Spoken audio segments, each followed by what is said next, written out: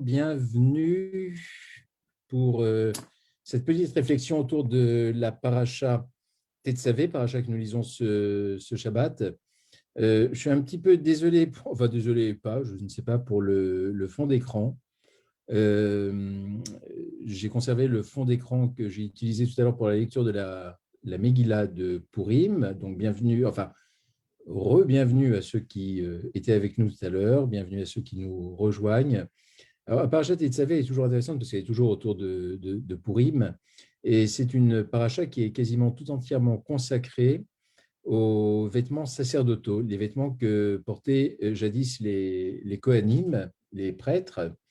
Et ces vêtements sont des vêtements qui sont consignés d'une façon très particulière. Il y avait 8 couches de vêtements.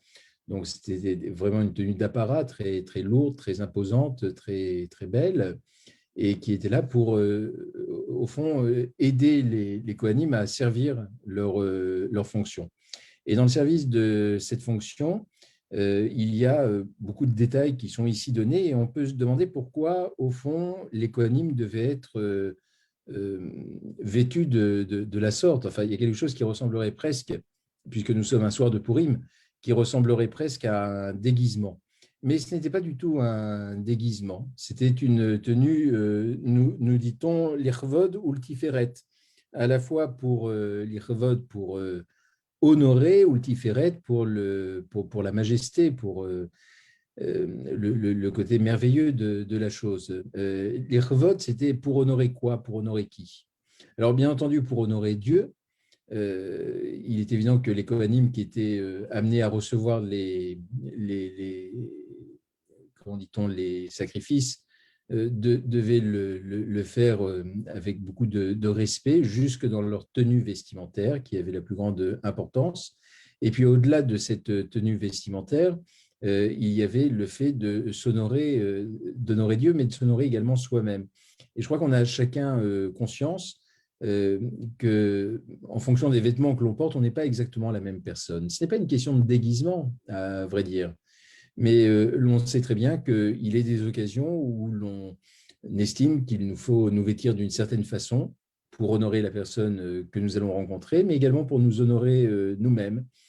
Il est évident que, je ne sais pas, lorsqu'un couple se marie, lorsqu'un jeune célèbre sa bar mitzvah, par exemple, eh bien, on n'imaginera pas une tenue négligée, on imaginerait une tenue particulièrement soignée et qui soit propre à honorer l'instant, à honorer le moment dans lequel nous nous trouvons.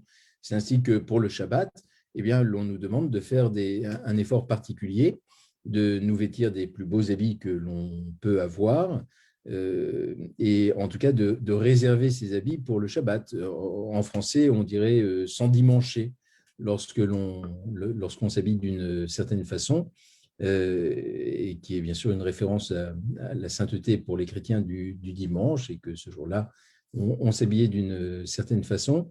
Et de la même façon, lorsque l'on se rend auprès de quelqu'un, je ne sais pas, de pouvoir ou qui semble important, eh bien, on va soigner sa tenue vestimentaire, peut-être plus encore qu'on ne le ferait les autres jours à d'autres moments.